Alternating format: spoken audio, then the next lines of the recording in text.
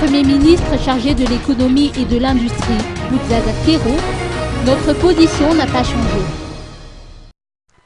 En marge de la réunion du comité de pilotage du programme du système des Nations Unies à Madagascar, Bouzaza Kéro, vice-premier ministre chargé de l'économie et de l'industrie, et non moins membre de la mouvance Ravalomanana, s'est exprimé sur l'arrivée de l'ultimatum imposé par la communauté internationale pour le retrait des 3 candidats controversés.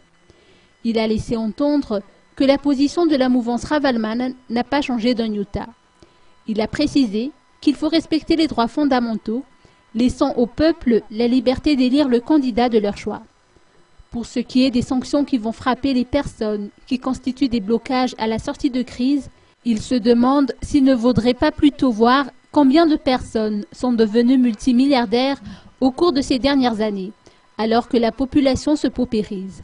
Selon ses dires, il y a 4000 nouveaux pauvres par jour et 6 millions de dollars de manque à gagner pour l'État depuis ces 5 ans de crise.